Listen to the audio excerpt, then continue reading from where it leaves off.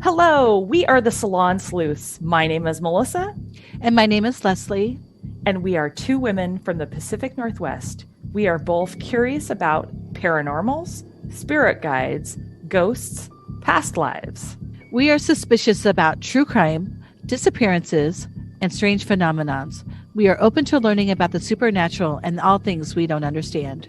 Together, we're opinionated with a splash of smartass. Join us to learn.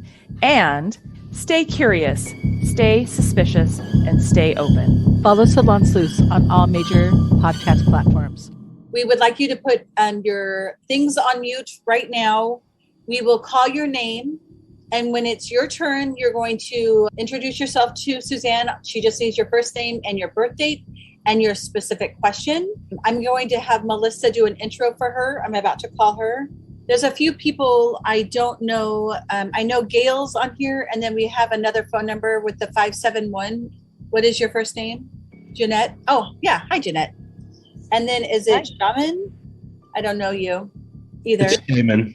Shaman? Okay. Yeah. So when we will we'll call your name, and then Melissa, where she's going to do a little introduction, if that's all cool. I'm going to call her right now and just put everything on mute until we call your name. Well, hello, everyone. Thank you for being on our special podcast edition today. We always are excited and look forward to having Suzanne Jauchius with us. She is a local to Portland, but she does things all over the place. So we like to call her local and homegrown. And she is a local psychic as well as professional intuitive consultant, psychic, radio personality, author, and speaker. She is the author of You Know Your Way Home. And if you want to find her on your own, her website is SuzanneJauchius.com, and her last name is spelled Jauchius, and we'll also have a link to her on our websites. And clients come to her for clarity and perspective in tackling their daily issues of their lives. You can also see her if you look on YouTube. She does a great interview on Woz and the Witch, and it's when I say Woz, it's WOZ. So what we do today is what was that, Suzanne? I said that's just such a fun interview. It is. And she has no idea who's on the call. In fact, I didn't even know till I plugged in. So she knows nothing about any of these people. They are going to give her their name and their birth date. And then she is going to tell them what she sees. And I'm going to give her a little bit of opportunity to explain what she does and how she does it. Suzanne, do you want to tell everybody? Sure. If you came to me for reading, what I do is called psychometry. And psychometry seems to be the ability to hold or touch something only you wear or carry, like a watch, car keys, a ring. And then I close my eyes and I start seeing pictures. It's sort of like I'm watching a dream for you. When the pictures stop, it takes usually about 10 minutes. I open my eyes and then I open it to your questions. And at that point, when you talk, I see pictures that come in around your words. And most of my clients find it pretty darn helpful. So today, what we're going to do is I'm going to get your first name and birthday. And then I don't need the year. Although, Leslie, you edit those out, don't you? Yes. Yeah. So, and then one question, it always helps, especially when we're just doing this kind of reading, if you have a question prepared, feel free to ask about if you have a concern about anyone in your life. I will need their first name and birthday. But anyway, that's what I do. And I'm not a fortune teller. My clients tell me I provide clues, things to watch for, things to pay attention to, sometimes a new perspective on things. So that's it. And I do think it's interesting to note that you've had this all your life, but you didn't know really what it was. You thought everybody could do it. And Suzanne's actually a really good speaker. I've heard you speak a couple times now, and you just are so approachable and are funny and interesting and has a lot of things that you share about your personal life that's really interesting to those of us without abilities to kind of get a good giggle out of. So thank you for being here. Well, you know what? What's also fun about giving talks is I have people come up to me afterwards and tell me, gee, they do that too, but they didn't realize it was psychic or intuitive. So I think we're more common than we think. Well, that's great. Well, so I'm going to start from the bottom and work my way backwards this time, I think. Jeanette, would you like to take yourself off of mute? Actually, it doesn't look like you're on mute, but are you there? Yep, I was on mute. Oh, great. Okay. So, do you want me to tell her my birthday? Do you want me to give her my name or I don't? Just Jeanette? Your first name and your birth date without the year. Okay. Jeanette is my name with a G. So it's Ginette. And my birth date is... Yeah, that's perfect. And Jeanette, do you have a question today for me? I have two questions, but you can pick either one or both. Okay, well, we'll see how quickly we can go. What's your first question? So we're about to put my house on the market, and I was wondering, should I give you a ballpark? We're going to go on the market, and we were wondering if we're going to make a lot of money off of it or the same price. Should I give you the price we're going to go on for? Are you local? Are you here in Oregon? No, I'm in Richmond, Virginia. I'm sorry, I can't hear you. She's in Richmond, Virginia, Suzanne. Wow, Richmond, Virginia is calling. Okay, cool. So you're about to list the house? Yes. Okay. Gosh, it looks like it's going to sell quickly. And I want to say, even for over the amount you're listing, maybe not by huge, but maybe 20,000 over. It feels like there's a little bit more coming than what you're expecting. Yay. Okay. Do you want the second question? Well, I couldn't hear you. What? It looks like it'll go quickly. Yeah. Yeah, everything around here goes in 1 to 3 days, which is great. So my second question is easy. I do treasure hunting, and I'm working on some projects across the U.S., and I was wondering, can you pick up if I'm about to find a treasure? Because I'm working on some really cool bank robberies, that kind of thing. Yeah, if I could do that, I'd go do it. Yeah. Well, we're using I can't treasure hunt. Yeah, we're using some top of the line LiDAR, and we're using magnetometers. So we're going to areas where the equipment goes 80 feet deep and 30 feet by 30 feet, but it can pick up something 5 miles away. It's pretty impressive. That's very cool. Suzanne, I think Suzanne, she's asking if she's going to be successful in finding a couple of these. In the next few months. I'm just curious if it's quickly. You don't want me to tell you where to dig or something. No. No. Oh my gosh, no. No, we do all that. But yeah. So tell me, how many right now? How many are on your list? I need a number. Okay, so I'm working on treasure in Arizona. That's one guy. I work with 3 guys in Utah.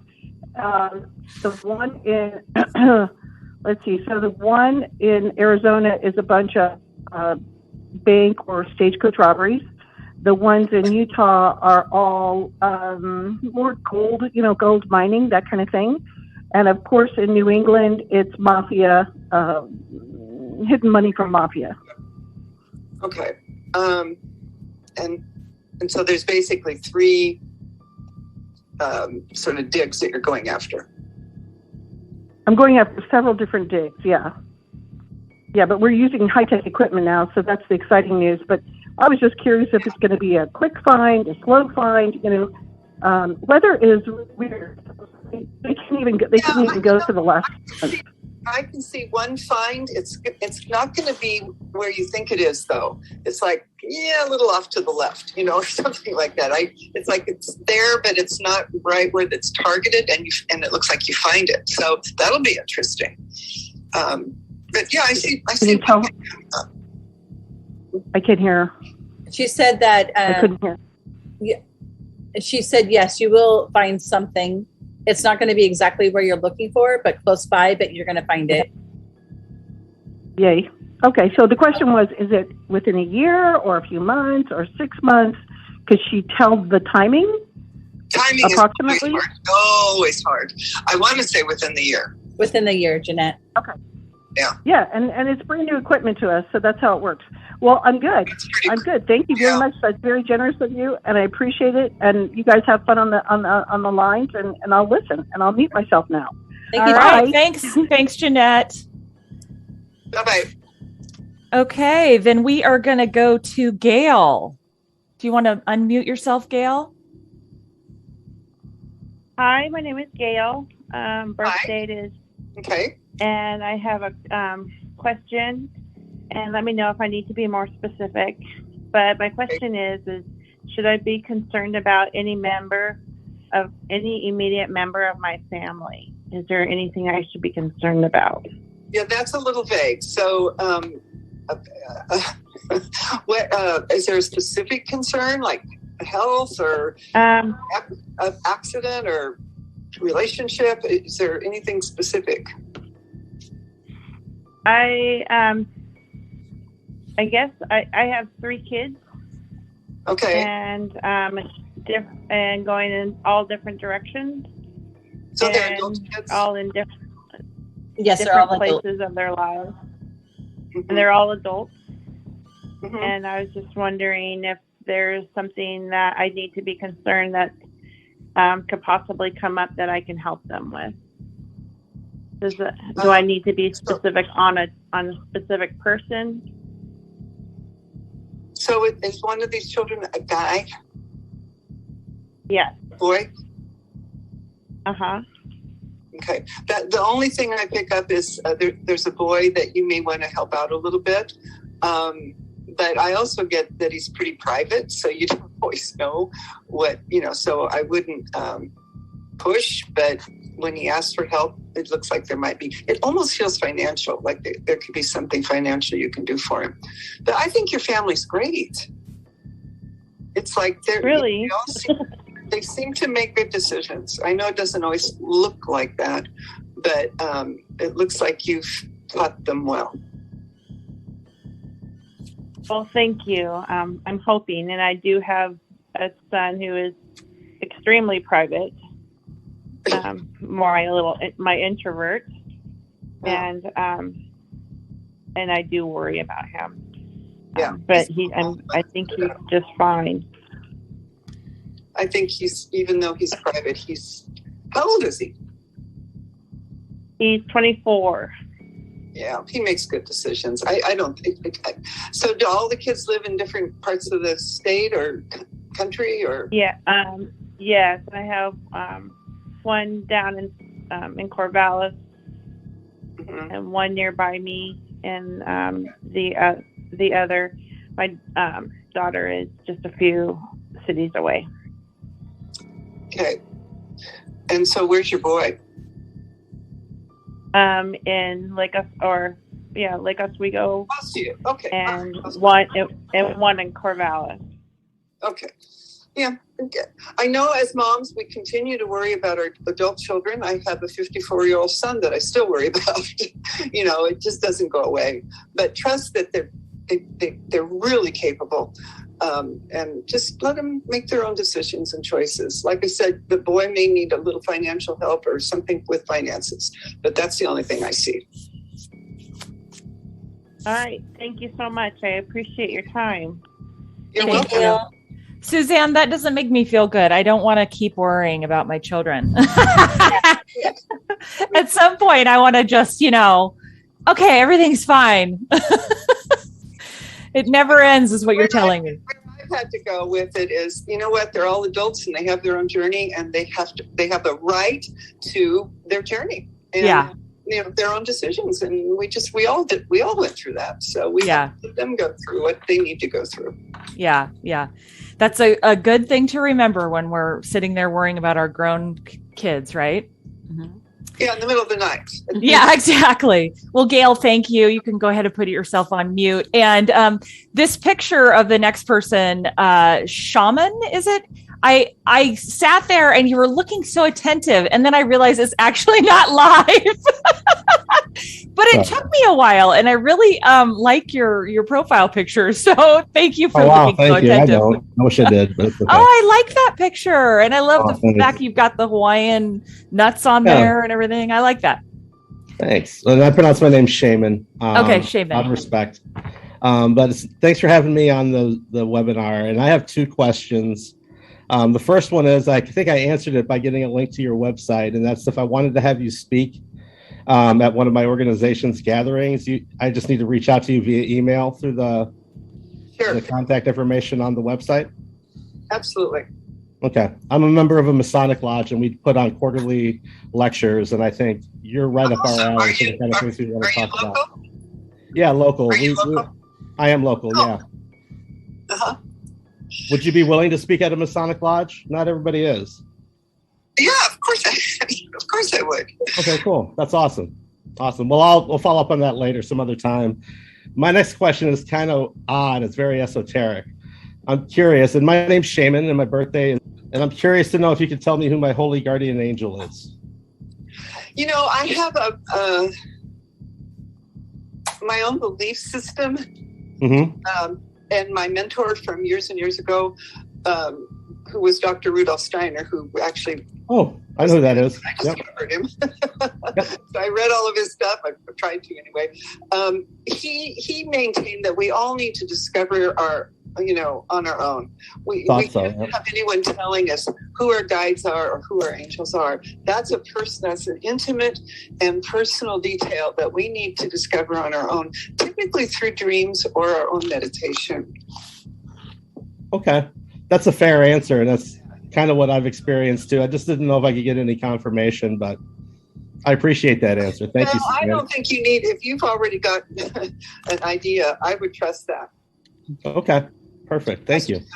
That's with intuition. That's what's so important, is that we learn to trust ourselves. So I have a question. I have a kind of a follow-up question on that. Is that isn't somebody that you know in this lifetime necessarily, right? It's interesting. Well, if I can answer, if you don't mind, Suzanne. No, go. Okay. There's a few belief systems out there that is subscribed to the idea of a holy guardian angel. One is Catholicism. Another one is Thelema. Another one is Rosicrucianism. They're out there, and the belief that when you're going to be brought into the physical plane, you're assigned essentially just a guardian angel, a metaphysical or spiritual being who will watch over you. And there are certain rituals and paths you can take to have communion with said holy guardian angel. But they aren't known to you in this lifetime, correct? It's not like you get a letter in the mail confirming it for you or anything like that. You have to. Some people wouldn't even believe it or believe in that sort of thing. You pretty much, it's kind of a calling. Either you find yourself down this path and learning about it, or you don't, depending on kind of maybe how you were brought up, what your family's spiritual background is, religious background is, and just kind of how adventurous you are into learning about arcane and esoteric things. But I think the idea of a guardian angel, at least from my generation, is pretty common. We talked about it all the time. And then there was, of course, the group in New York, the guardian angels, who were like protecting the streets. So the term was very common in the 70s and the 80s when I was growing up. But they were the gang for good, for anybody who remembers that. But I came across it just in my studies, studying people like Aleister Crowley and different spiritual beliefs out there. And then in Masonry, I've met a lot of interesting people who have talked about having communion with their guardian angel and that sort of thing. So it fascinates me. You know, through Masonry, how important those intimate and private revelations are. You know, it really is something you've got to sort of discover on your own. But Melissa, I think your question was more about, are they physically present in your life? Have they been physically present, like a grandmother, deceased grandfather? No, he's talking about something. Okay, that's what I thought. Okay. So, Shaman, do you have another question? No, that was it. The first question was just if she'd be open to speaking at my lodge or at our lodge. and the second one's just around the guardian angel. Mine was a little earth-shattering when I think I've communed with mine, and so thanks for giving me the permission to trust in that. That's good answer, Suzanne. I like that. Exactly what we're supposed to do. You know, people come to me and want to know who their guides are, and I'm like, man, you're going to have to find that out for yourself. And I just don't trust. That's the way I know that's the way it's supposed to be. We don't need someone else projecting their stuff onto us in those moments. We need our own revelation. But I want to tell a quick story. When my daughter was 6 or 7, she was sick, and she, kids, they get fevers and they cry in the night, and you get up and you go take care of them. And I took her a glass of water, and she sat up in bed, and she pointed to the door, and I looked over my shoulder, and I go, what do you see, honey? And she goes, well, what is that? And I don't, of course, I don't say I don't see anything. I just say, well, tell me what it looks like. And she goes, oh, it's just my angel. Oh, that's sweet. Does she remember that? Yes, she does. Yes. Wow. Okay. So that's pretty. So that was my eyewitness report. Well, I have had, not to digress, but I have had 2 experiences where I've tried to call upon my guardian angel. That there's books and things out there that how to get to them, and I always do it before sleep. And the name has been the same twice, but I don't actually ever remember the name. And then I fall asleep and I can't remember the name. I know it starts with an N, and it's like Nadia or something like that. And it's happened to me twice. And I'm like, that's so weird. It's almost like they don't want me to remember the name. Like, it doesn't matter. Let me tell you something that I believe about names. And my mentor Steiner also had this opinion. But when you name something, you give it an ego and a personality. And spirit, doesn't have that. So we want to be cautious with naming. Okay. That crazy Enoch, right, Suzanne? That crazy guy Enoch, trying to name all the archetypes and spirits out there. Yeah. All right. Well, thank you. They have qualities more so than names and things to identify with. Yeah. Thank you for that. That's a very interesting topic of conversation. I think we've talked about it a couple times, and it is just above my head to kind of comprehend how that all works. But thank you so much. Charles, you are next. Well, I really just wanted to be on here to listen, but with that, I guess I started to think about some questions. One of my favorites to ask is, really just, am I doing good in the space that I'm in right now? And I like to ask that question because I do tend to be, I'm a pretty happy-go-lucky person, and there's no conflict in my life right now that I'm aware of. But I'm always just curious if, am I in a good place? Am I, in good practice? Can you give your name and your... Yes. My name is Chase, and I am born on... And can you tell me how old you are? Yeah, I am 30. Okay. Well, Chase, the thing that I'm being shown, the answer to your question is, of course, yes. You're right where you're supposed to be. But what I'm shown is you always, you even though you give things a lot of thought, and, you're pretty intellectual, once all is said and done, you lead with your heart. And that's the thing to remember, always a path with heart. And you seem to really know that. So I want to say, just keep trusting that. You do tend to overthink things. I think we all do, especially now. But keep leading with your heart. And without expectation of results from the world around you. It's a heart-centered journey you're on this time, and that that's not about romance, and that it's about leading with your heart. Mm-hmm. Are you at all? The teacher healer shows up around you. Do you work in either of those professions?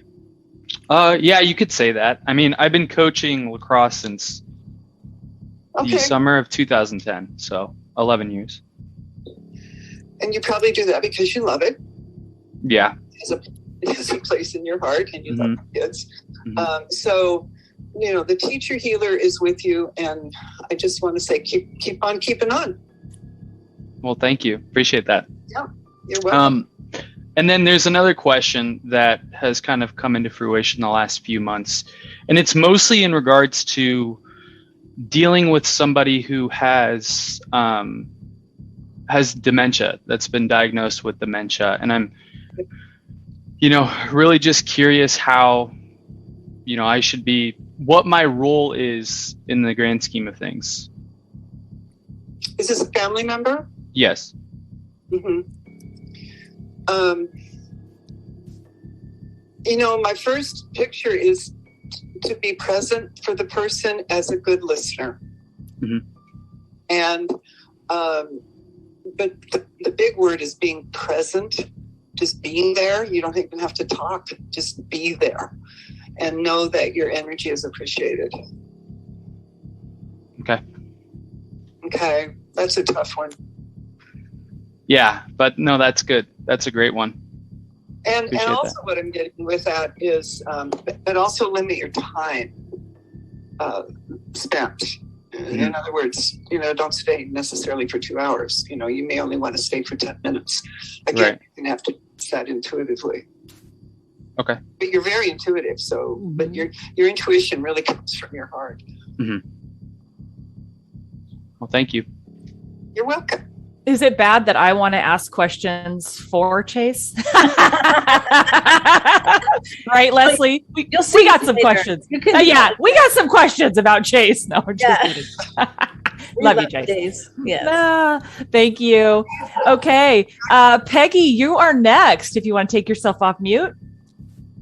Hi, Suzanne. My name is Peggy, and my birth date is, I have 2 questions. I recently signed up on a dating website, and I'm wondering if you can see that I'll meet someone to live the rest of my life with coming up in the next year or so. Well, that's a tough question. We meet someone and it feels like that's the one. And then after a while, it's like, oh, that wasn't the one. Psychically, that's a hard one to read because things can look one way. And then, like you said, a few months later, they go a different way. So but what I get when I'm looking at you with the dating site thing is you're very cautious. And I think that caution is going to protect you. It's going to keep you. You'll know when to be open with someone. You've got great. I'm going to call it a great crap detector. You're like, oh, okay, that's not right. So trusting your own gut with people that you meet is really important. And rule of thumb is that if it feels too good to be true, it probably is. So caution and going slow. If someone's not willing to go slow, they're not worth it. And you have, you're Taurus. You have a lot of patience, I guess is the word, except when you're not. But yes, you're very methodical. And so, one foot in front of the other. Don't go racing out there. And that's your nature, is to put one foot in front of the other. So I think you're going to meet someone. It looks like maybe over the holidays. But again, I can't say it's the one. But I do see a person of interest at that time. What's your other question? My other question is, do you see me moving anytime in the next year and a half? Do you live in Portland now? No, I'm in Seattle, but I'm hoping to move not quite so in the city. Okay, so you're up north. Yeah. Yeah, I'm not seeing a big move. What'd you say, in the next year and a half? Yeah. And I think she just wants to move somewhere in Seattle. Yeah, to the city. I'm living in an apartment now, and I'd like to buy another place, but I'm kind of waiting for my daughter and her son and her husband to decide where they're going to settle. Okay, well, it could take a while. So I'm not seeing any big moves yet. Okay. Thank you so much. Appreciate your time and your skills. Thank you. That's going to be my new phrase of the week, crap detector. Yeah. I like that one. Peggy, you keep on with that crap detector because you're worth it, sister. Yes. Thank you. Yes. I do have to celebrate you. When you said that, I was like, yay, good for you. Better you than me, but that's good for you. It's scary. Well, I have these very esoteric words I use, like crap detector. I love it. I love it. All right. Well, thank you so much. And Shelby, you are next. If you want to take yourself off mute. Hi, Suzanne. Thank you so much for your time. And I have 2 questions. My first question is, our kids are back in school and it's time for mom to get back to bringing an income in. And what do you see that looking like? As far as... Have you ever, wanted to have your own event planning or catering or anything like that? Possibly. I mean, not necessarily catering or event planning, but... Well, but the reason I ask is you're a great hostess. And I think people enjoy coming to your home. They enjoy, you have a way with people. So anything where you're making people feel, welcome and comfortable and that sort of thing could really appeal to you. You also have this radically different, but it looks like you also have a really good accounting skills. Have you ever done any accounting, bookkeeping, anything like that? I am a degreed accountant, and I would prefer not to sit behind a desk any longer. There you go. So I've been doing accounting for 20 years. And this is kind of funny. I'm planning an event, and she offered her property. So she says she's not an event planner, but she offered to do the event at her house. So it's kind of funny that you said that. But come on. I didn't even make that connection. Tricks on the psychic. And you did say earlier that you were really great with numbers. So maybe there's somewhere in between the 2 of those that you can find. Yeah. You know what I get with you is self-employment, part-time, on the side. I don't see you wanting to commit to 9 to 5 days a week. So it looks like you may pull up something that you can just do on your own. And it looks like that's preferable just in your soul. I would think you're confirming a lot of my own sentiments. Good. Well, really work on that. Maybe journal about it every day. What would if I could do anything I wanted when I grow up, what would that be? And get really eccentric with that. And after a while, it starts filtering down into a great idea. So the journaling really helps us get clear. Wonderful. Good luck to you. And then I had one second question. Are you able to feel who my cat Misty might be channeling? No, I'm sorry. I don't do that. That sounds like an interesting story behind that one. Yes.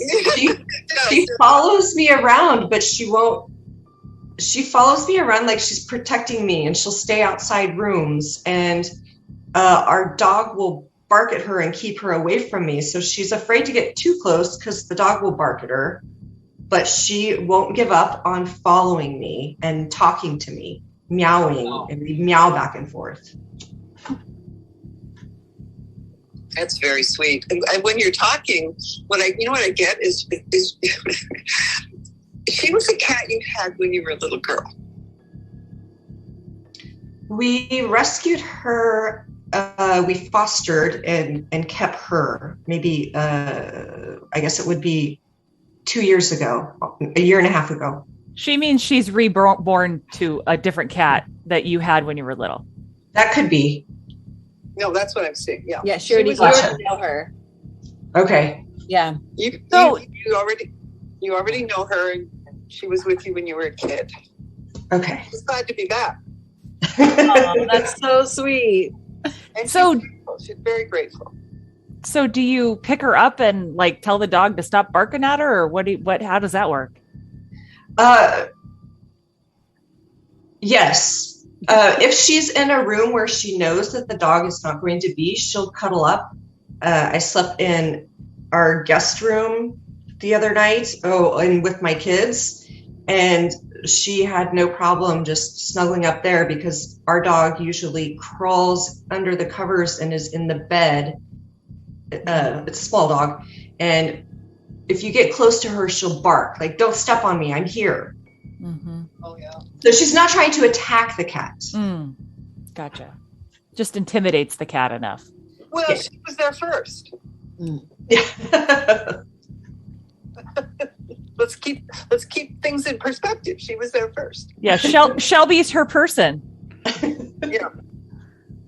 Well, Suzanne, that's all our callers today. Okay, great. Thank you so much for coming on with us. We really appreciate that. Leslie, I think I need to ask one question of Suzanne before we go. All right, what's your birthday? My name's Melissa. Suzanne, you know that, but just if you didn't. Am I getting in over my head at work? You know, I want to say yes, but part of the thing is because you know you're the best person for the job, and so you'd rather do it yourself than ask somebody to help you. Yes.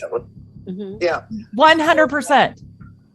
So do I need that answer? Melissa? Do I need to peel back from that, or do I just keep going? I think I always say when we're having sounds like some boundary issues, you know, that you're not. A boundary is self-care. So are you taking care of yourself at work? Are you saying yes when you really should say no? No, I think I'm doing a better job in the last month, but I'm only gonna say I've done a better job in the last month. So let resentment be your guide. Resentment's a wonderful guide. It tells us, you know what? You just said yes and you should have said no. Change your mind, go back, say, oops, I got to change my mind here. I can't do this. So, you know, just have that ability to listen to yourself and your body. And, you know, if it's tired, you got to take care of yourself. Okay. But the linchpin was, yeah, except you think you're the best person for the job. So why not just do it? Exactly. Okay, girls, this is fun. Thank you. Yeah, thank you. Thank you, Suzanne. All right. Well, okay. We'll talk to you next time. Thank you all for being on with us. It's always interesting, and we love all your questions, and we love seeing your faces on Zoom. And we just want to remind you to stay curious, stay suspicious, and stay open. Hit subscribe, hit like, and we'll see you next time. We also want to tell you about our event on Thursday, October 28th. It is going to be at the Bay Club. Tickets are $25 in advance, $30 at the door. We have a medium, Joshua John, that will be joining us. He will not read each individual person, but he will be reading the crowd, about, I don't know, 8 people or so. And it will be our first live event. And we'll be doing raffle prizes. And then after the show, Melissa and I and a few people are headed off to a haunted hotel to stay the evening. And so it should be a lot of fun, but we're really hoping to get some of our listeners to come to the event and just to hang out with us for a couple hours and get to know who the people are. And Chase, both you and I have been read by Joshua John a couple times. Oh, yeah. Can you speak to how amazing he is? Yeah. I mean, both times. I mean, even in some cases, I left with a lot of questions that I was actually able to answer on my own, which wasn't like that the first time. The first time he read me, you know, a lot of that stuff I agreed with. And then, the second time around, though, was really interesting, where I was doing some of the uncovering by myself. And it was a lot, but I absolutely loved it and would recommend it to anyone. Well, and to talk about Chase, I didn't know you. I had heard your story through Leslie, or not your story, your mom's story through her. And so I didn't know you. So you and I were sitting in the same room. You were getting read. I didn't really know who you were. So then later, when I found out who you were and put the connection to, I was like, oh my gosh, I'm blown away. So when you make those connections, he's phenomenal. It's an ability that I have never seen in person. So yeah. So I encourage everybody, if you want to come check it out and see what it's all about, come join us. It would be fun. If nothing else, it's before Halloween. Yeah. Why not get a little spooked? Yeah, exactly. Well, thank you guys, and have a good week. Peggy, thank you for coming. Shaman. Thank you. Is it Shaman? Thanks for having me. Thank you for coming on. Thank you. I love your profile pic. Don't change it. Thanks. Bye. Appreciate you too. Thank you. Bye-bye. Bye, guys.